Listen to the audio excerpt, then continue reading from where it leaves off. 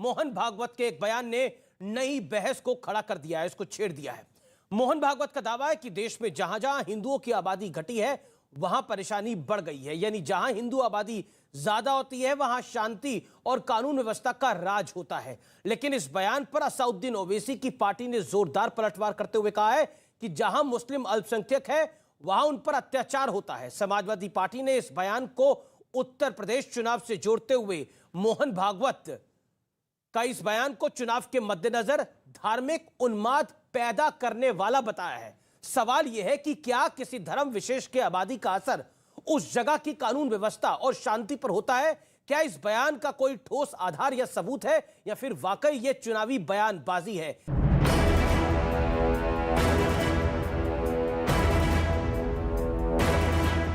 जैसे जैसे उत्तर प्रदेश चुनाव के दिन करीब आ रहे हैं, धर्म को लेकर सियासी जंग भी तेज हो रही है। संघ प्रमुख मोहन भागवत ने हिंदुओं को लेकर जो बयान दिया उसका असर अब खुलकर दिख रहा है।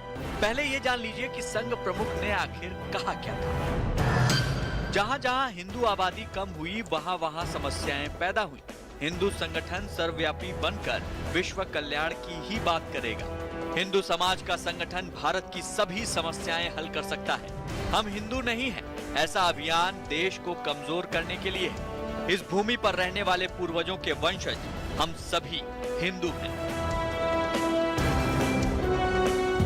मोहन भागवत जी अपनी बात बेहतर यही होगा कि क्लियर करें। मुझे तो यही लगता है कि जहां जहां मुसलमान माइनॉरिटी में है वहां वहां मुसलमानों पे जुल्म की इंतहा क्रास है।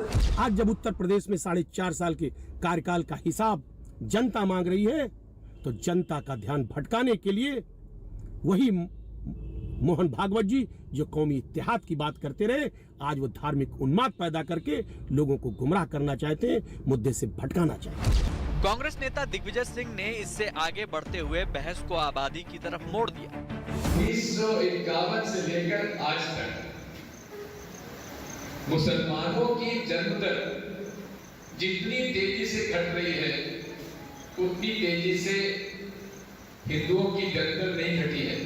हिंदू मुस्लिम तुलना पूरे देश को हिंदू मुस्लिम जैसे सांप्रदायिकता की तरफ धकेलना, ये दिग्विजय सिंह जी का मूल एजेंडा है। ये जो कांग्रेस के चचा जान हैं। इसी के साथ एक बार फिर डर का माहौल वाला जिन्न बोतल से बाहर निकल आया। धर्मांतरण मामले में मौलाना कलीम सिद्दीकी की गिरफ्तारी हुई तो आम आदमी पार्टी के अमानतुल्लाह खान ने देखिए क्या कहा।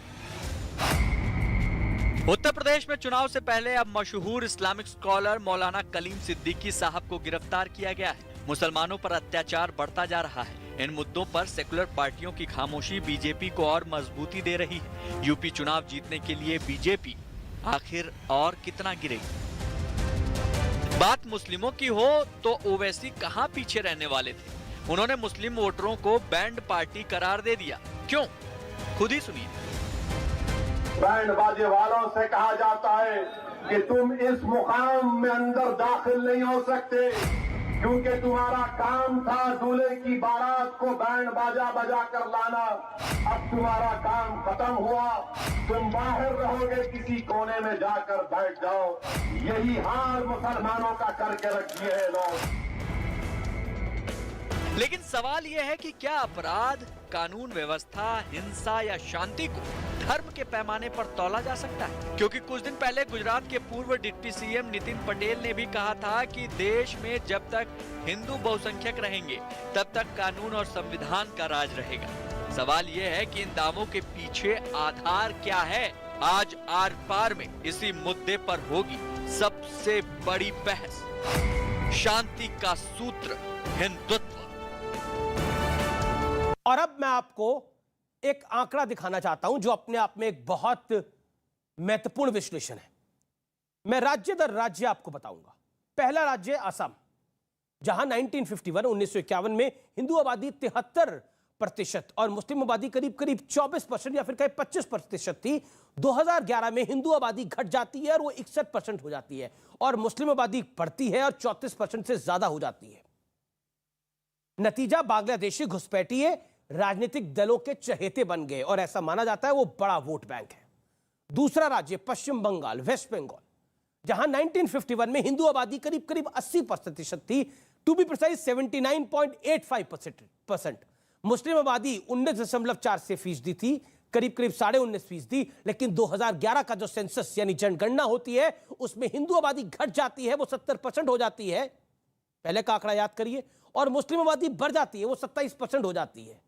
नतीजा वोट बैंक के लिए मुस्लिम तुष्टीकरण के आरोप राजनीतिक दलों पर लगते हैं और ऐसे ही माना गया कि 2011 के सेंसस के मुताबिक बीजेपी अपनी चुनाव की प्लानिंग कर रही थी, लेकिन वो जनसंख्या 2021 में आते आते बहुत बदल गई है। यानी हिंदू आबादी कितनी है और मुसलमान आबादी कितनी है, इसका अब कोई प्रूफ फिलहाल नहीं है, लेकिन ये जो मौजूदा प्रक्रिया है उससे ज्यादा ही है, इसमें भी कोई दो राय नहीं है। अब मैं उत्तर प्रदेश की बात करता हूं, जहां 1951 में हिंदू आबादी 85.52% और मुस्लिम आबादी 14.48% थी, जबकि 2011 के जनगणना में, क्योंकि जनगणना आखिर में तभी हुई है, सेंसस तभी हुआ है, हिंदू आबादी घटती है और वो 80% से नीचे आ जाती है, 79.73%, यानी, और मुस्लिम आबादी बढ़कर 19.26% हो जाती है। ये 2011 की बात है। 2021 में एक आंकलन है, ये 25% या 23%, 23 से 25 के बीच में होगा।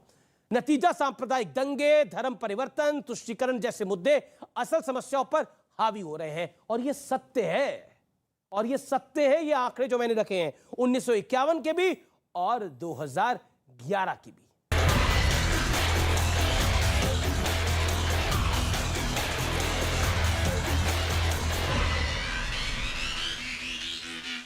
मेरे साथ बात करने के लिए गौरव भाटिया हैं स्टूडियोज में, उनका अभिनंदन है। भारतीय जनता पार्टी के प्रवक्ता है, सुप्रीम कोर्ट के वेटरन वकील हैं। मेरे साथ सुबुई खान है, सुप्रीम कोर्ट के ये भी वकील है, सामाजिक कार्यकर्ता है, अपनी बात तो रखती है। मेरे साथ अंसार रजा इस चर्चा में आज जुड़ रहे हैं, लंबे अरसे बाद डिबेट पे अपनी वापसी कर रहे हैं, उनका अभिनंदन है। तस्लीम रेमानी है, एमपीसीआई के अध्यक्ष, उनका अभिनंदन है। और मेरे साथ एक बड़ा एक्सपर्ट्स का पैनल है, उनका भी स्वागत है, और मेरे साथ जनता जनार्दन भी है। आप तमाम लोगों का स्वागत है। मैं इस चर्चा की शुरुआत करता हूं आपसे, गौरव भाटिया। गौरव भाटिया, आखिरकार जो बयान मोहन भागवत जी ने दिया उसके मायने क्या है? क्या हिंदू आबादी सुख शांति की गारंटी है, यह आप मान रहे हैं? सबसे पहले तो हमें गर्व होना चाहिए कि हम भारत की स्थली पे हैं और यहाँ पे सबसे ज़्यादा सहिष्णुता है। ये क्यों है? ये इसलिए है, जो श्रद्धेय मोहन भागवत जी ने कहा कि यहाँ पे 80% हिंदू आबादी है, और ये कहने में किसी को कोई गुरेज नहीं होना चाहिए कि आज अगर भारत पंथ निरपेक्ष है तो वो इसलिए है कि यहाँ की जो बहुसंख्यक आबादी है उसने कहा कि हमें पंथ निरपेक्ष रहना है। उसने कहा कि हमें अपने मुस्लिम भाइयों के साथ, सिख भाइयों के साथ, ईसाई भाइयों के साथ, सभी धर्मों के भाइयों बहनों के साथ हमें अमन चैन शांति से रहना है। और अमीर जी आप बताइए, 55 इस्लामिक मुल्क हैं पूरे विश्व में, 55। एक मुल्क आप बताइए जहां पे मुस्लिम ज्यादा हो, बहुसंख्यक हो, और उन्होंने कहा हो पंथ निरपेक्षता अच्छी है। ये सोचने की बात है कि जब एक धर्म विशेष के लोग बहुसंख्यक हो जाते हैं तो वो कहते हैं इस्लामिक मुल्क अच्छा है, लेकिन अगर वो अल्पसंख्यक होते हैं तो वो कहते हैं पंथ निरपेक्षता अच्छी है।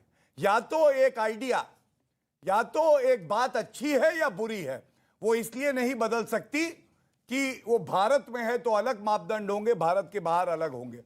और दूसरी बात मैं कर दूं, भारत के मुसलमान उतने ही वफादार हैं, उतना ही प्यार वतन से करते हैं जितना कोई और करता है। लेकिन ये फिर कहने की आवश्यकता क्या होती है? मैं काउंटर क्वेश्चन आपसे कर रहा हूं, जहां जहां हिंदू आबादी कम हुई है वहां समस्या पैदा हुई है। मेरे को 20 सेकंड में जरा बताइए, ये कहने की आवश्यकता क्यों होती है? इसकी वजह आप अगर हिंदू धर्म को देखें कि हमेशा वो बात करता है कि आप खुद भी सम्मान से जिए और सबकी जो धर्म नीति है, जो उनकी विचारधारा है, उसका भी सम्मान करें। 9/11 का जो हमला हुआ वो किसी हिंदू आतंकवादी संगठन ने नहीं किया। आज तक हिंदू आतंकवादी संगठन ने विस्तारवादी योजना बना के ये नहीं कहा कि दूसरे देश पे कब्जा करो, महिलाओं की इज्जत लूटो। और तालिबान के संदर्भ में मैं कहूंगा मुझे बहुत दुख होता है अमीश जी, जब नहीं, पर तालिबान, आप तालिबान के संदर्भ में बात कर रहे थे, मोहन भागवत तो भारत के संदर्भ में बात कर रहे मैं थे। तालिबान के संदर्भ में Confusion है क्या कुछ। बात कर रहा हूं आप सुन लीजिए, जी, आपको जी। लगेगा जी, ये जी, बहुत जी, महत्वपूर्ण जी, है। तालिबान के संदर्भ में मैं ये कहता हूं कि अगर यहां मौलाना साहब है, तस्लीम जी हैं, पहले तो भारतीय है ना, अगर वो तालिबानी भारत की सुरक्षा के लिए खतरा है तो क्यों यहां पे ऐसे जयचंद हैं, आस्तीन के सांप हैं कि दूध पीते हैं भारत का लेकिन कहते हैं हमारी जीत हो गई। तालिबान की जीत यहां भारतीय मुसलमानों की जीत कैसे हो सकती है? यहां के मुसलमानों की जीत, हिंदुओं की जीत तभी हो सकती है जब भारत सुरक्षित हो। जी, मैं अब अंसार रजा आपका रुख करता हूं। अंसार रजा, जहां जहां हिंदू आबादी कम हुई है वहां समस्या पैदा हुई है। कश्मीर इसका सबसे बड़ा एग्जाम्पल है। वहां कश्मीरी पंडितों को अपने घर से बेघर होना पड़ गया। आप कारण समझते हैं क्यों, क्या कहना चाहते हैं? देखिए, सबसे पहली बात तो अमित जी, आपने गौरव भाटिया से 2 मरतबा सवाल किए आपने, और दोनों मरतबा उन्होंने विषय पे कोई जवाब नहीं दिया। चूंकि आपने मोहन भागवत साहब की बात कही है और वो कहीं तालिबान घूम रहे थे, कभी इधर घूम रहे थे, उधर घूम रहे थे, मैं उधर नहीं जाना चाहता। जो सवाल आपने किया है हम उसका जवाब देंगे। मोहन भागवत साहब पहले एक बात क्लियर करें कि देश में रहने वाले सब हिंदू हैं, सिंधु नदी के किनारे जितने लोग रहते हैं वो सब हिंदू हैं, और फिर वो ये बताएं कि किस इलाके में हिंदुओं की तादाद कम है तो उन पर जुल्म हो रहा है। मैं आपके चैनल पर एक बात मोहन भागवत साहब से भी कहना चाहता हूं, और ख़ास तौर से आपके चैनल से और आपसे, कि वो इलाका निशानदेही कीजिए उस इलाके की, कहाँ हिंदुओं के ऊपर मुसलमानों ने जुल्म किया है। आप चलिए, आपका चैनल जाए और लोग जाएं वहाँ जा कर के फिर बात करें। मोहन भागवत साहब जब से 7 साल से बीजेपी की सरकार आई है वो एक ही रट लगाए हुए हैं, सब हिंदू हैं, सब हिंदू हैं। फिर बाद में वो कहते हैं जहां हिंदू हैं वहां उन पर अत्याचार हो रहा। देखिए, बात मर्द की 5 जुलाई को भी उन्होंने यही भाषण दिया था। देखिए, धर्म चाहे कोई भी हो, डीएनए सबका एक है। बात वही ना, आप एक बात पे कायम रहिए ना। आप इतने बड़े लीडर हैं, आप इतनी बड़ी संस्था के मालिक हैं, आप एक जबान पे कायम रहिए ना। जो एक बार बोल दिया तो बोल दिया। तो आप क्या एक कहना साहब ने- आप क्या कहना चाह रहे हैं? मोहन भागवत का बयान गलत है? गलत नहीं, सरासर गलत है, बिल्कुल बेबुनियाद है। कोई तो बुनियाद कश्मीर हुआ ही मतलब- नहीं इस देश के अंदर आपके कोई अनुसार? मतलब नहीं बनता सरवण के बयान का। नहीं, आप कश्मीर हुआ ही नहीं इस देश के अंदर। नहीं, देखिए, मैं वो कश्मीर की बात नहीं कर रहे। तात्पर्य तो वही है। अरे सर, 7 साल से क्यों? तात्पर्य तो आसाम है। मैंने एक एग्जांपल भी बताया। 7 साल से आप रह रहे हैं सरकार में, 7 साल से हैं, आपकी वहां सरकार रही है, आपको किसी ने रोका है कि वहां पे पंडितों को मत बसाओ? आप किसके ऊपर इल्जाम लगा रहे ठीक हो? है, सुबुई खान, मैं आपको बताऊंगा गौरव जी। सुबुई खान, मोहन भागवत गलत कह रहे हैं, अंसार रजा सही कह रहे हैं। क्या आपको इस बात में कोई तार्किकता रखती है कि जहां जहां हिंदू आबादी कम हुई है वहां समस्या पैदा हुई है? एक डिप्टी सीएम थे गुजरात के, नितिन पटेल, उन्होंने भी इसी बात को बोला था। उन्होंने बोला कि ये लॉ एंड ऑर्डर, ये जो कानून संविधान की आप बात करते हैं, ये तब तक ही है जब तक हिंदू यहां बहुसंख्यक है। जिस दिन हिंदू बहुसंख्यक नहीं रहेगा, ना कानून रहेगा, ना लॉ एंड ऑर्डर रहेगा, सब कुछ खत्म हो जाएगा। जी अमीश, आपके सभी सवालों का जवाब देना चाहूंगी, बस कुछ सेकंड अनइंटरप्टेड दे दीजिएगा। ये देश सुरक्षित सिर्फ तब तक है जब तक हम जानेंगे और समझेंगे कि हम हिंदू हैं। क्यों? हिंदू को हमें अमीश रिलीजन समझना बंद करना पड़ेगा। हिंदू एक सांस्कृतिक और राष्ट्रीय पहचान है। मैं अप्रिशिएट करती हूँ गौरव जी ने जो बोला, लेकिन मैं उसमें और ऐड करना चाहती हूँ कि इस देश में रहने वाला 100% इंसान हिंदू है। कुछ भटके हुए हैं, कुछ जानते नहीं है, कुछ उसको रिलीजन समझ के अपने आप को दूर रखते हैं, लेकिन हिंदू हमारी राष्ट्रीय और कल्चरल सांस्कृतिक पहचान है। दूसरी बात, जहां बहुसंख्यक होते हैं मुसलमान, वहां क्या होता है मैं आपको बता देती हूं। अभी कुछ मुसलमान लीडर्स की आप बाइट चला रहे थे कि मुस्लिम जब माइनॉरिटी होते हैं तो मुसलमानों के साथ बुरा होता है। जहां आप मेजॉरिटी होते हैं वहां आप कौन से झंडे गाड़े लेते हैं? ईरान शिया बहुल है, वहां पर सुन्नी परेशान है। पाकिस्तान में हिंदू शिया अहमदिया परेशान है। इराक में कुर्दों को परेशानी है। आईसिस ने यजीदियों को परेशान किया हुआ है। अफगानिस्तान में तालिबान ने हिंदू शिया हजारों को प्रताड़ित किया हुआ है। ईसाइयों ने यहूदियों का नरसंहार किया हुआ है। धर्मस्थल तोड़े जा रहे हैं, मासूम बच्चों को मारा जा रहा है, बहु बेटियों के साथ बलात्कार हो रहे हैं, और नरसंहार लोगों की आंखों के सामने पूरा विश्व देख रहा है। ये सिर्फ भारत में इसलिए नहीं हो रहा है क्योंकि भारत सनातन हिंदू संस्कृति से चलता है। हमारे देश की जो एक लाइन है अमीश, जो हमें बांधती है, एकम सत्य विप्रह बहुधा वदंती, यानी कि सत्य एक है, उस तक जाने के रास्ते सब अलग अलग हैं। इसी कारण हम एक हैं और इसी कारण हम सुरक्षित हैं। ठीक है, तस्लीम रहमानी बोल रहे, फिर मैं गौरव भाटिया और अंसार रजा आपके पास जरूर आऊंगा। जी, आप एक 10 सेकंड में अपनी बात। 10 सेकंड बहुत। जी। इन्होंने हिंदुस्तान का नहीं गिनवाया, विदेशों का गिनवा दिया। अरे आप भारत की मोहन भागवत ने विदेशों के ताल्लुक से बात नहीं की, उन्होंने हिंदुस्तान उन्होंने के तो ताल्लुक से जनरल बात की। स्टेटमेंट दी। एक जी, मिनट, उन्होंने नहीं, तो नहीं, जनरल जनरल का क्या स्टेटमेंट मतलब 10 होता है सेकंड यार? दीजिएगा, प्लीज, 10 जनरल का मतलब क्या होता है? आप भारत की बात कीजिए ना, भारतीय हैं भारत की आप। बात करती एक हूँ, मिनट भारत की देखिए, बात बीच में करती हिंदुस्तान की बात कीजिए। हिंदुस्तान हिंदुस्तान की में बात- कहाँ हिंदू प्रताड़ित हो रहा है? अमीश, 10 खत्म सेकंड, हो गई अमीश, बात। 10 एक मैं आपको मौका दूंगा तस्लीम रहमानी के पास चले जाए। तस्लीम रहमानी, जहां तक मेरा ज्ञान है, आप तो इस्लाम के बड़े जानकार हैं, मतलब आपको पता होगा, आपने पढ़ा होगा 72 फिरके होते हैं। कोई ऐसा मुल्क बताइए दुनिया के अंदर कोई ऐसा मुल्क बता दीजिए जहां ये 72 फिरके पाए जाते हैं। वो हिंदुस्तान है, और वो हिंदुस्तान किस लिए है? आपके मन में, आपके दिल में उसे पता है, क्योंकि यहां पर लोकतंत्र है और यहां पर हर धर्म का सम्मान है। इसीलिए कहा जाता है कि भारत के अंदर मुसलमान सबसे ज्यादा सुरक्षित है। क्या मोहन भागवत की बात सत्य है? मोहन भागवत जी की बात पर मैं गौर कर रहा था और बाकी सबको सुन भी रहा था। आपको भी आपने जो स्टैटिस्टिक शुरू में दिए हैं वो बहुत गौर से मैंने सुने हैं। मुझे ये याद पड़ता है कि 10,000 साल का भारत है। ये खुद आरएसएस का भी मानना है और ये हिस्ट्री है, हिस्ट्री है।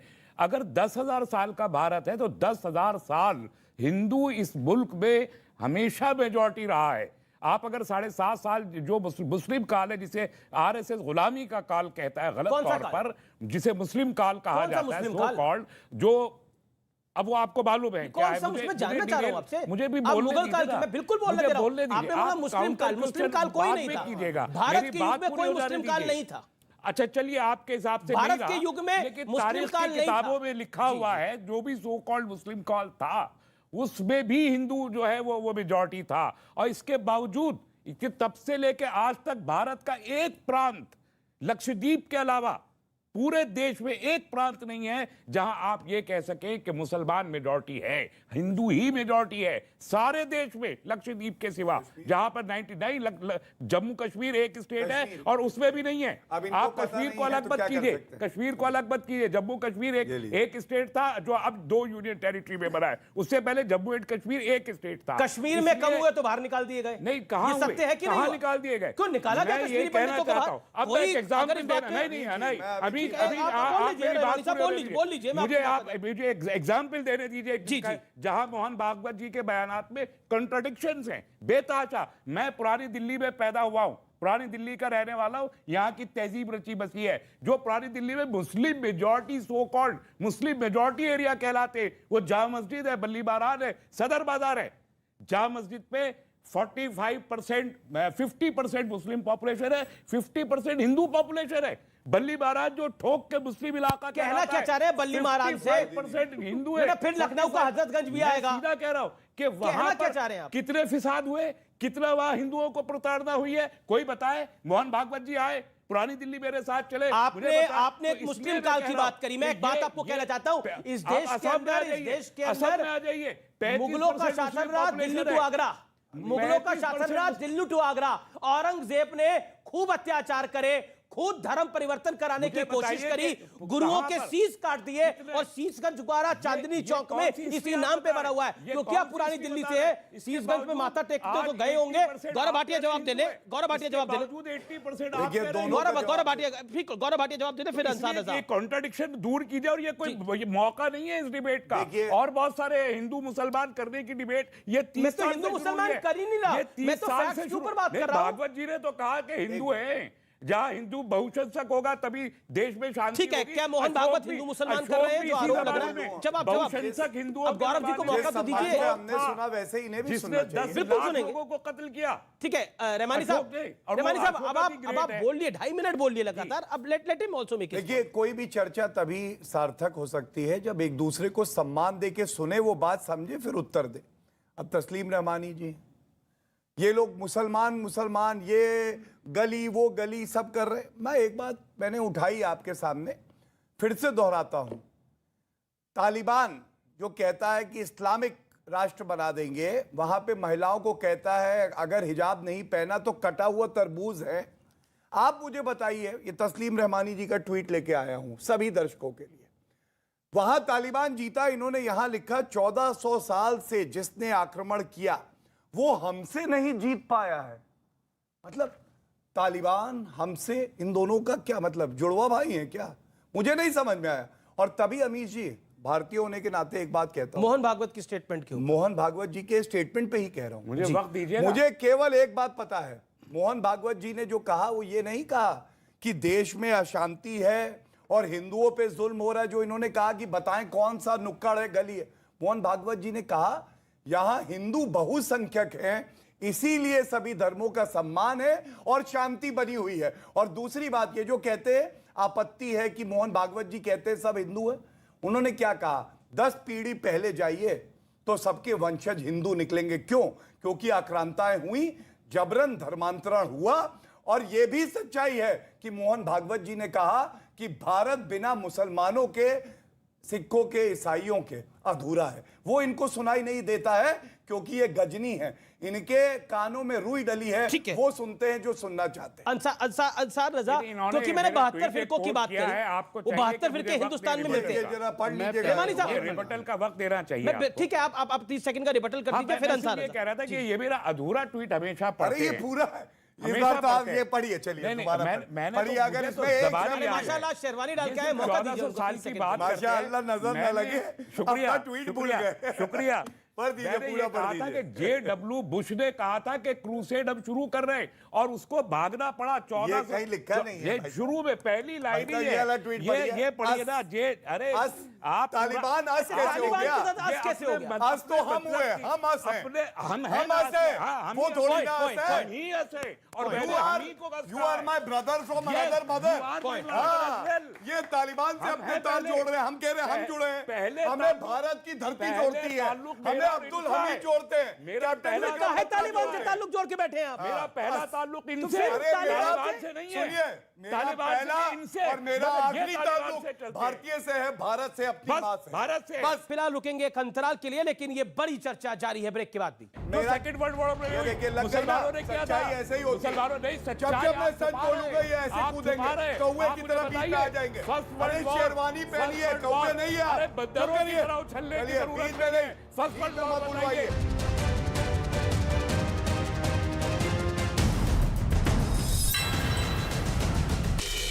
72 फिरकों की बात हुई, वो 72 फिरके हिंदुस्तान में ही मिलते हैं। ये हिंदुस्तान की खूबसूरती है।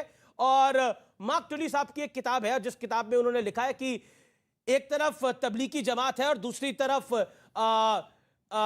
निजामुद्दीन की दरगाह है। वो हिंदुस्तान में ही हो सकता है, विश्व के किसी दूसरे मुल्क में नहीं हो सकता। ये उनकी किताब में स्पष्ट लिखा हुआ है। जो मोहन भागवत कह रहे हैं हिंदू आबादी शांति की गारंटी क्यों नहीं है आपकी राय के अंदर, क्योंकि आप डिबेट के उस तरफ खड़े हैं, क्यों नहीं है बताइए मुझे। इन्होंने भी एक बात कही है भाटिया साहब ने। भाटिया साहब बहुत दानिश्वर आदमी, चूंकि वकील भी हैं ये, ठीक है ना, तो लफ्ज़ों को कैच करना इनकी फितरत है जी। मैं एक छोटी सी बात, इन्होंने कहा कि मोहन भागवत ने ये कहा है कि यहाँ चूंकि 80% हिंदू आबादी है इसलिए लोग सुरक्षित हैं।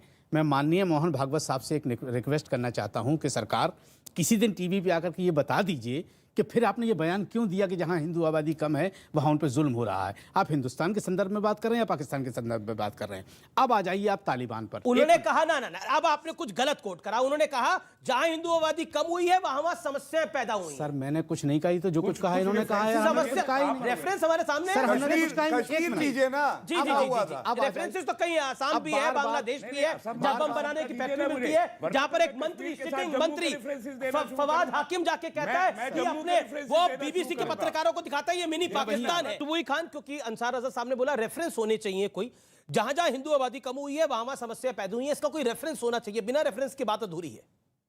देखिए अमीश, अगर कोई अफगानिस्तान की बात करेंगे भी सुन लीजिएगा जी, बोलिए प्लीज। उन्होंने भी बात भी नहीं करी, मुझे पता है क्या बोलेंगे, इनको सब पता है। देखिए अमीश, अगर कोई जानबूझकर सोने का नाटक कर रहा हो तो उसको नहीं उठाया जा सकता। आई एम सरप्राइज कि ये लोग पैनलिस्ट हैं, डिबेट पर बैठे हैं। चलिए मैं 1990s की भी बात नहीं करती, जो कश्मीर में लाखों की तादाद में कश्मीरी हिंदुओं को प्रताड़ित करके निकाला गया, वो भी आपकी नजर में बहुत पुरानी बात है, छोड़ दीजिए। क्या आपने पोस्ट पोल वायलेंस बंगाल की नहीं देखी?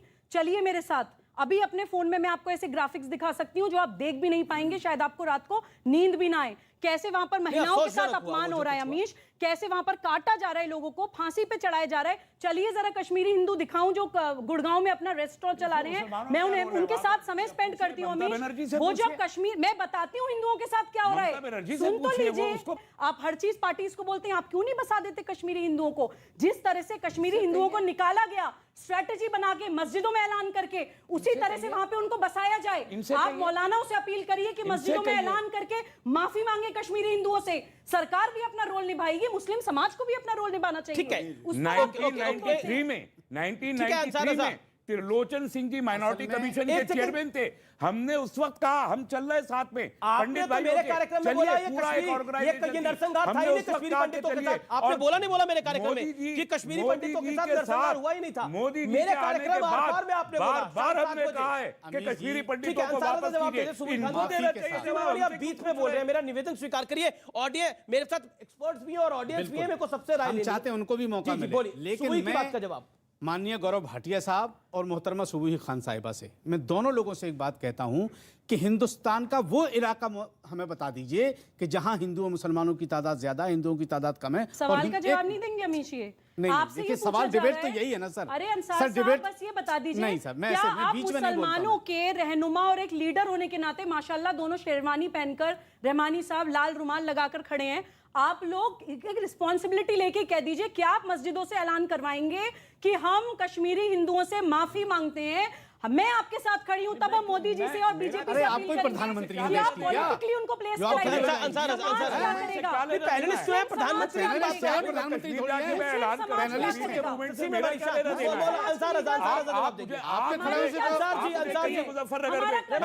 आपका ऑडियो नहीं जा रहा। अंसार रजा बोलेंगे। मैं बताता हूँ ना फिर के कहाँ पे क्या अंसार जी बोलिए। मुजफ्फरनगर में क्या हुआ और अरे हमारा- गुजरात में रहमानी क्या हुआ, साहब, मैं बताना शुरू करता हूँ देखिए, आपको। unfair है, और मैं रहमानी वहाँ साहब। पर कहूँगा कि वहाँ पर कि कौन से मंदिर से कौन सा ऐलान होना चाहिए, मैं आपसे भी दरखास्त करूंगा। फिर बहुत सी बातें मैं रहमानी बता साहब, सकता हूँ। जहाँ पर मैं गलत बात को होगा फैलाना नहीं वहाँ चाहता। पर डंके की वरना- चोट पर गलत वरना बोलूंगी। कश्मीर में मैं जाके- सही को सही और गलत को गलत किसी को बोलती हूँ। काटने का ऐलान मुसलमान मंदिर से बनने कब हुआ है? वाले को नहीं कश्मीर में देखती जाके हूँ। आप भी मुसलमान होने की दावेदार है, आप क्यों नहीं कर देती है ऐलान मैं तो जाके? कर रही हूँ, और आप भी क्या कर जाइए, रही हूँ मैं? आप ठीक भी है। इसी तरीके से डिबेट में और आती है क्या जैसे कर आप रही हूँ जाते हैं। मैं? आप भी इस्लाम और मुसलमान के नाम पर जी, डिबेट जी, जी, में जी। आती है। हिंदू और हिंदुस्तानी इतने सहिष्णु हैं कि पहले उन्होंने अफगानिस्तान दिया, फिर उन्होंने पाकिस्तान दिया, फिर उन्होंने बांग्लादेश दिया, उसके बाद जो हिंदुस्तान बचा उसमें से भी वो चाहते थे कि कश्मीर से भी निकाल दिया जाए, तो उनको एक अलग कश्मीर भी चाहिए, फिर एक उनको अलग असम भी चाहिए। भाई कितना चाहते हो आप लोग, कितना चाहते हो? यही तो वो कह रहे भारत हैं। हमारा नहीं, है, पूरा भारत हमें अगर आपका चाहिए। है, भागवत जी ने सही कहा। पूरा भारत बिल्कुल था, सही कहा है और भागवत जी ने। रहेगा। भागवत जी ने बिल्कुल सही कहा। आज आप देखिए हिंदू जहां पर है, हिंदू का पर्यायवाची है शांति, धर्म, सौहार्द। ये हिंदू की पहचान है। हिंदू का काम ये नहीं है कि आप लड़ाई करें, कत्लेआम करें, माँ बहन बेटियों की इज्जत लूटे। आज आप बता दीजिए कहां पर क्या हो रहा है। अब अफगानिस्तान का नाम लेते, वो कहते हैं अफगानिस्तान की बात ना करो। क्यों ना करें?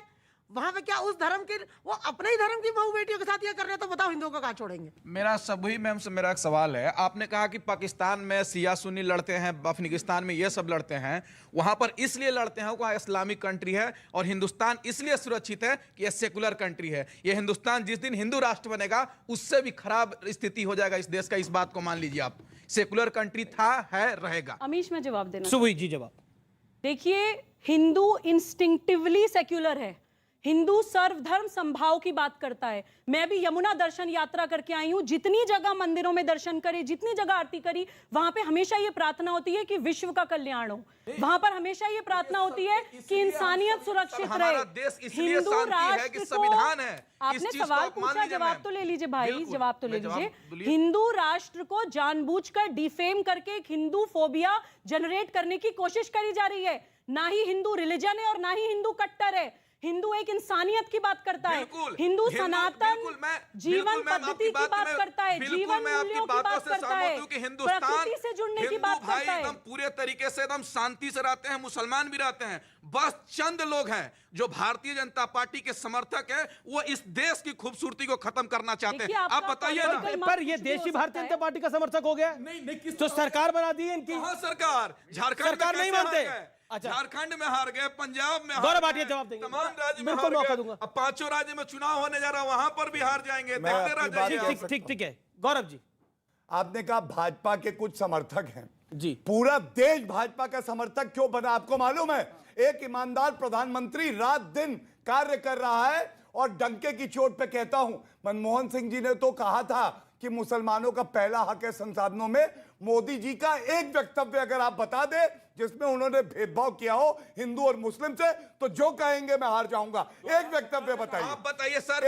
आपने कहा मोदी जी ने कब एक बिल्कुल वक्तव्य मैं मोदी जी की बात करता हूं। आप बताइए सर, आपने कहा कि कश्मीरी पंडितों को हटाया गया, बहुत गलत हुआ। मैं भी एक मुसलमान हूं, कश्मीर पंडित भाई को हटाएगा बिल्कुल गलत है। तो जब सुनिए ना, मस्जिद, एक मिनट पहले मेरी बात सुनिए, मेरी बात फिर मैं आपकी सुनूंगा। मैं आपसे एक सवाल कर रहा हूं, मस्जिद से बोला गया अपनी बेटी अपनी बीवी को छोड़ के चले जाओ, तो उस मस्जिद को बंद क्यों नहीं किया गया? बताइए अगर हिम्मत है तो। कश्मीरी पंडित भाइयों को बसाइए, तो बिठाया तो यहाँ पे भी लोग हाथ खड़ा करें, अपनी बात को रखना चाहते हैं, आगे भी हाथ खड़ा कर रहे हैं। 30 सेकंड, ठीक है, 15 सेकंड गौरव भाटिया। इन्होंने कहा, मैं आपसे पूछता हूं, आप मुसलमान होने से पहले एक भारतीय हैं, मस्जिद से अजान आई कि अपनी बेटी और बीवी को यहां छोड़ के चले जाओ वरना काट दिए जाओगे। कहा था इस देश का मुसलमान, मस्जिद क्यों नहीं बंद हुई जहां से ये अजान आई? दूसरी बात, पुनर्स्थापित करने की मोदी जी आए हैं तो कश्मीरी पंडित वापस जा रहे हैं, और डंके की चोट पे कहता हूं एक एक कश्मीरी पंडित वापस जाएगा। ठीक है। कोई दौरा नहीं है कि हिंदू आबादी सुरक्षा की गारंटी है, क्यों? लेकिन मैं बताता हूं, सारी समस्याओं की जड़ है जनसंख्या पे नियंत्रण ना होना। जब बीजेपी की सरकार है उत्तर प्रदेश में, जिस दिन से बीजेपी की सरकार बनी है आज तक एक झगड़ा नहीं बता सकते आप। हिंदू और मुसलमान के झगड़े की बात कर रहे हैं, इससे पहले की सरकारें रही हैं बिना मतलब झगड़े हुआ करते थे। तो मेरा कहना है कि जहां पे सत्ता है आपकी, आपको मजबूती के साथ में जनसंख्या नियंत्रण कानून लाना चाहिए, ताकि ये जो आपकी मंशा है ये पूरी हो सके और शांति की बुनियाद बन सके देश में। जनसंख्या ये कह रहे बड़ी समस्या। सुबह आप इनकी बात से एग्री करती है, जनसंख्या बड़ी एक कारण है? देखिए अमीश, जनसंख्या डेफिनेटली एक बड़ा कारण है, लेकिन जिस दिन हम अपने देश, हर देशवासी मेरे इंटरव्यू में कहा था कि कुछ लोग मिशन मोड पे जनसंख्या बढ़ा रहे हैं। एब्सोल्युटली अमीश, देखिए जिन लोगों का मेन एम ही है कि हमें इस्लामिक स्टेट बनाना है, तो उनके लिए जनसंख्या बढ़ाना भी एक टूल है अपने मिशन को पूरा करने का। लेकिन आपकी बात का मैं एक जवाब देना चाहती हूँ। गलत है। दो बातें कहना चाहती हूँ। अभी सुभी जी ने एक बात कही है कि मैं 50 मंदिरों का दौरा करके आई हूँ, वहाँ मंदिरों से ये कहा जाता है। मैं सुबुही जी से एक बात चैलेंज के साथ कहता हूं, और रिकॉर्ड करके ले आइएगा अगली बार डिबेट में, फिर मुझे भी बुलाइएगा, इनको भी, कि किसी मस्जिद से ये कोई ऐलान हुआ है क्या कि मुल्क की शांति के लिए दुआ ना की जाए? जो आज ये मंदिरों का तस्करा कर रही, मस्जिद का तस्करा नहीं कर रही, इसलिए नहीं कर रही है। कश्मीरी हिंदुओं को कहां से ऐलान करके भगाया गया था? ठीक है, अब वो अपना विषय रख लें। सारी बात आप पूरी मतलब सब खत्म हो जाता है, आप ऐसे अनजान बन जाते हैं। मैं बीच में नहीं बोलता हूं। कश्मीर में मस्जिदों से ऐलान होकर ही इनको बुलवा लीजिए, हिंदुओं को निकाला गया। आप इनको बुलवा लीजिए। अंसार रजा साहब, कम से कम सच तो मान लीजिए, उसको तो मान लीजिए। ये नहीं कहा जा रहा है कि सारी मस्जिदें गलत हैं, ये नहीं कहा जा रहा है कि सारे मुसलमान गलत हैं, लेकिन जो मुसलमान या जो मस्जिद या जो मौलाना गलत कर रहे हैं, कम से कम उनको गलत तो कहना शुरू करिए। आप पूरी मुस्लिम कम्युनिटी को रिप्रेजेंट कर रहे हैं, पूरे भारत के मुसलमानों को आप बदनाम करते हैं ऐसी स्टेटमेंट्स देकर। नाम बता दीजिए अमित जी, इन्हीं को बुलवाना तो हम जाएंगे। नाम बता दीजिए। एक सेकंड, आप बोलिए। तो रहमानी साहब, नहीं, आपने दो बातें इन्होंने कही कि इस्लामिक स्टेट बनाना चाह रहे हैं। अरे शर्म आनी चाहिए उन लोगों को जो लोग मुसलमानों पे ये इल्जाम लगाते हैं। हमारे पैगंबर सल्लल्लाहु अलैहि वसल्लम ने 1450 साल पहले कहा था कि वतन से मोहब्बत ईमान का एक हिस्सा है। हम क्यों इसको इस्लामिक स्टेट बनाना चाहेंगे जब हम सुकून से रह रहे हैं? तो आप वो बातें उठा करके ले आती हैं जिससे टकराव हिंदू मुसलमानों में पैदा। हमें किसी से वो कह रहे हैं, अरे 750 जहां तक सवाल अभी आपने क्या बोला? एक सेकंड, अभी आपने बोला हम कितने साल शासन में रहे? एक सेकंड, क्या बोला अभी आपने? 750 साल का मुस्लिम शासन है इस देश की तारीख। हाँ, तो फिर क्या करते हैं? और अगर क्या करते हैं? क्या बोला आपने अभी? मुसलमानों का, और अगर वाह, इस्लामी स्टेट ये आ गया सच सामने, पब्लिक के सामने, ये सच आया सामने। उस दिन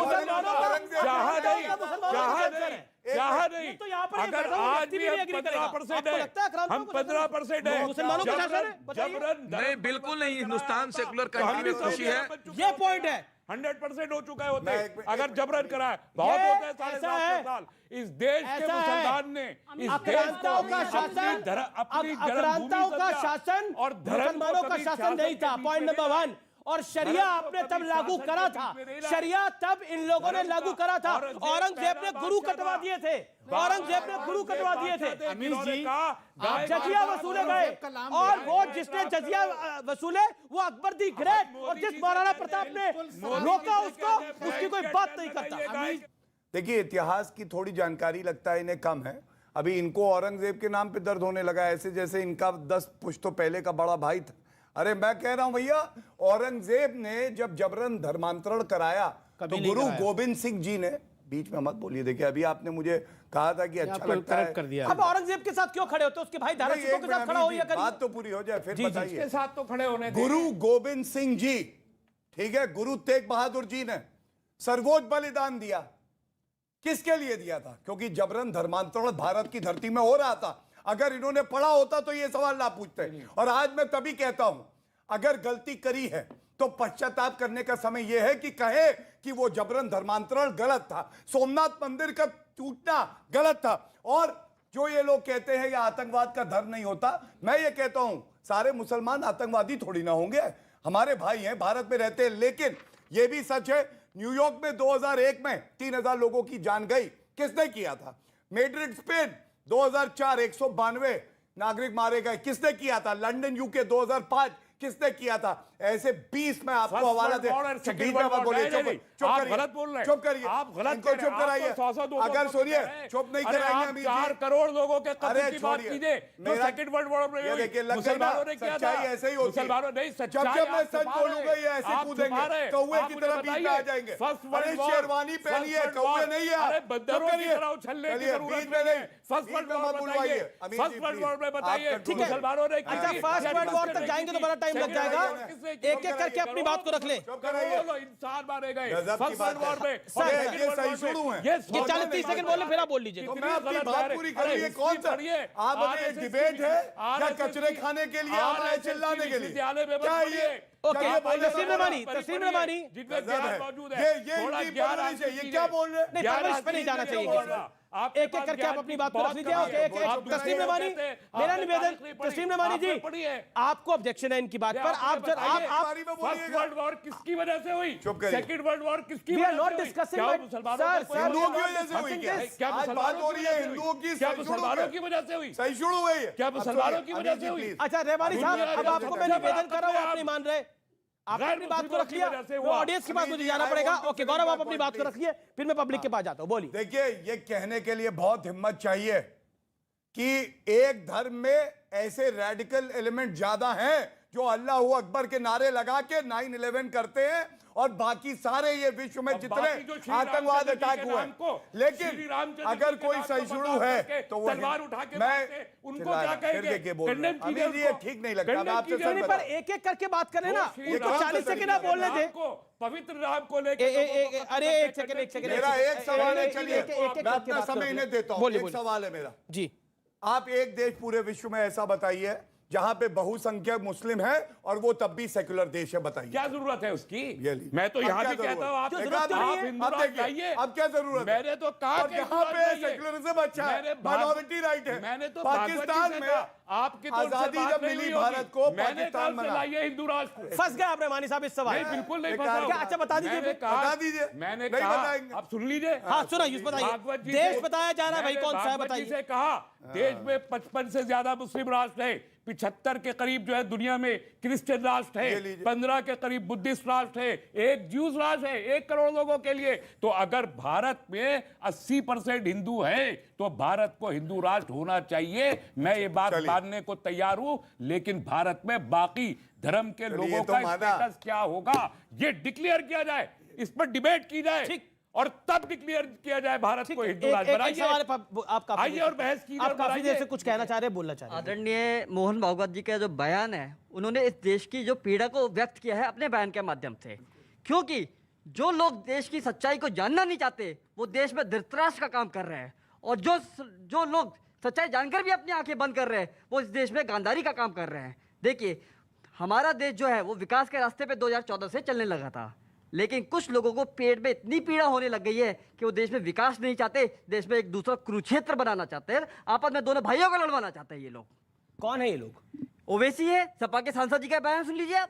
जी जी जी जी जी ठीक है। अब अंसार रजा कौर जी, रेवानी साहब, गौरव भाटिया की बात का भी जवाब आप देंगे, सुबुई जी की बात का भी आप जवाब देंगे। आज माशाल्लाह शेरवानी डाल के आए हैं, तो आप हमारे कार्यक्रम का दूल्हा तो है नहीं। 2.5% था, शेर नहीं हो जाता, 2.5% था सर, और उसके बाद मोदी बामुलायजा आने दीजिए बाकी मेहमानों को भी। आपको अरे, विकास दिखाई नहीं दिया? अरे अंसार रजा की तरफ उनका ध्यान था, उनसे भी जवाब सुन लेते हैं वो क्या कहना चाहते हैं। अंसार भाई बोलिए।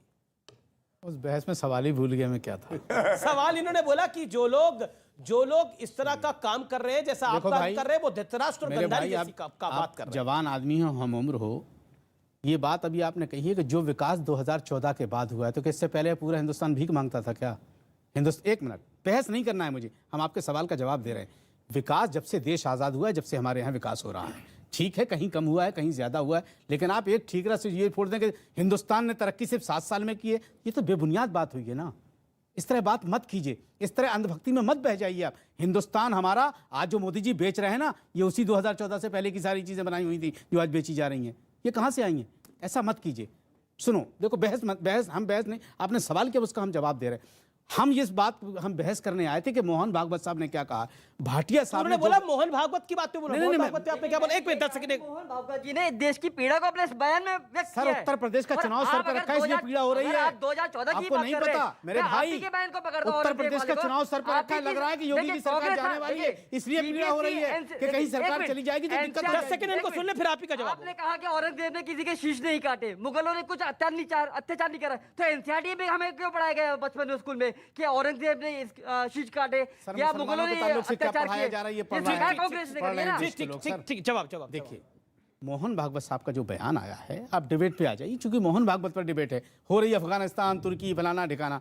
हम एक बात कह रहे हैं, मोहन भागवत साहब का जो इस वक्त बयान आया है, ये उत्तर प्रदेश के चुनाव को सामने रख करके हुए आया है। उनको लग रहा है कि अब सरकार हाथ से जाने वाली है, अब हिंदुओं को मुत्तहद करना। चूंकि एक जमाना था, ये आपका ऑडियंस बैठे, बहुत दानिशमंद लोग बैठे हैं, हो सकता मेरी बात को माने ना माने मुझे नहीं पता, लेकिन एक जमाना था इस हिंदुस्तान में जब मुसलमान वोट बैंक हुआ करता था पार्टियों के लिए। आज हिंदुस्तान में किसी भी पार्टी के लिए मुस्लिम वोट बैंक नहीं है, अब हिंदू वोट बैंक बन चुका है। अब सिर्फ हिंदुओं पर नजर डाली जा रही है। ब्राह्मण कहाँ जाएगा, पंडित किधर जाएगा, सिख किधर जाएंगे, ईसाई किधर जाएंगे, फलाना किधर जाएगा, ठिकाना किधर। अब बहस इस बात पर हो रही है, और जब तक ऐसे ही होता रहेगा, जब तक ऐसा होता रहेगा ना तो हम तरक्की कर पाएंगे। देखो 70 साल तक तो हम बेवकूफ बने इस वोट बैंक के चक्कर में, 70 साल तक हम बेवकूफ बने। अब मैं देश के हिंदू भाइयों से कहना चाहता हूं कि अब आप मत भूनिए, हमें बहुत भुना लिया इन्होंने। आप तरक्की देखिए कि मुल्क की तरक्की कैसे होगी। जब से भारतीय जनता पार्टी की सरकार आई है, तब से जो मॉब लिंचिंग हुई है तो ज्यादातर मुस्लिम लोगों की हुई है। और भाई जैसे कह रहे थे कि लोकेश की मॉब लिंचिंग आपने देखी जो हुआ राजस्थान में, अलवर में, बहुत विपस्त हुआ जी। अगर आप देखेंगे परसेंट तो 50% से ज्यादा दो, मतलब एक चीज और मैं ठीक है एक चीज में और कंफर्म करना चाह रहा हूँ कि इन 7 साल के अंदर ये बताइए कि किस जगह जो है मुस्लिम भाइयों ने जो है मतलब कहाँ पर हिंदू आबादी कम हुई। जी जी जी, आपका ये पॉइंट। ओके, गौरव भाटिया जवाब दीजिए, मॉब लिंचिंग के ऊपर जवाब दीजिए। पहली बात तो आपने कहा मोदी जी ने देश को बेचा है। ये वो व्यक्ति हैं जो गुजरात के सीएम से प्रधानमंत्री जब यहाँ बने और आ रहे थे, 21 लाख रुपए अपने थे कर्मचारियों की बेटी की शिक्षा के लिए चले। बीच में मत बोलिए। नहीं, मैंने ये आप करेक्ट कर लीजिए। मैंने ये कहा कि जो चीजें इससे पहले सरकारों ने तैयार की थी वो बेची जा रही है। मैंने ये नहीं कहा कि देश बेचा जा रहा है। मैंने ये 15 सेकंड गलत बात ना जाए ना। ठीक है, गलत बात नहीं जाएगी, लेकिन मैं एक बात ये जरूर कहना चाहता हूं, हमारी मुस्लिम बहनों की अस्मिता को किसने बेचा मालूम है? उन लोगों ने बेचा जो अपने आप को मुसलमान बुलाते हैं, लेकिन जब ट्रिपल तलाक का कानून आया तो विरोध किया गया। और मोदी जी ने क्या किया मैं आपको बता दूं, 70 साल में आर्टिकल 370 हटाने की किसी की हिम्मत नहीं थी, मोदी जी ने हटा दिया। अब आपकी बात का जवाब लिंचिंग की बात करी, अखलाक की हो, पहलू खान की हो, लिंचिंग गलत है। लेकिन आप ये बताइए क्या ये सही नहीं है? रतन लाल है, चंदन गुप्ता है, कमलेश तिवारी है, अरे भारतीय हैं, लिंचिंग अपराध है, उसको धर्म के चश्मे से देखिए। अच्छा पॉइंट बोला आपने, सुरक्षित नहीं रहोगे। एक सेकंड, आखिरी पॉइंट। मैं दोनों मौलाना जी से एक ही सवाल पूछना चाहती हूँ कि जो एक आर्टिकल 376 हटाया गया और जो मुस्लिम लेडीज के साथ इतना पॉजिटिवली मोदी सरकार ने किया, वो आप लोगों ने क्यों नहीं किया? उसके लिए भाजपा को क्यों आगे आना पड़ा?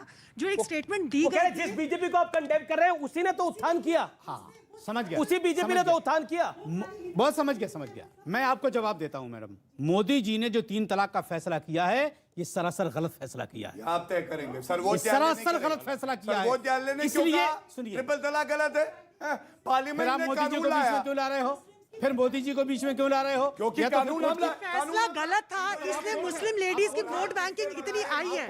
टीवी ने सपोर्ट किया। जी जी जी जी जी कोर्ट है आप कोर्ट हैं? क्या कोर्ट आपने है? कानून बनाया एक है? मिनट, ये कानून- कोर्ट है? कानून बीजेपी संसद कोर्ट में है? बनता या कोर्ट में बनता बीजेपी इनको कोर्ट है? बताइए। आखिरी 30 इनको सेकंड, ये 30 भी नहीं सेकंड। पता है। देखिए। अरे संसद में कानून आया, अपराध सुबह ही बना है। आपको मौका दूंगा इस सुप्रीम विषय कोर्ट पर ने कहा ये जो देखिए कस्टम है, ये इस गलत है। कार्यक्रम में आपके पैनल के ऊपर एक ही महिला है, उसको भी इसका मौका जवाब देने का मौका मिलना चाहिए। 30 सेकंड आप बोलिए। अंसार रजा। मैडम जी ने जो सवाल किया है, मैं इसलिए कह रहा हूं अमीश जी, उस पर मैंने खुद कानून मंत्री, उस वक्त के तत्कालीन कानून मंत्री रविशंकर जी थे, आप पार्लियामेंट हैं, उनसे हम लोगों ने लेकिन निवेदन किया था एक चैनल पे कि आप सिर्फ हमें इतना बता दीजिए कि जो आप ये बात करें कि एक साथ में अगर 3 तलाक दी जाती है तो उस आदमी को जेल होना चाहिए। बिल्कुल होना चाहिए, इसमें कोई शक नहीं कि उसको जेल नहीं होना चाहिए।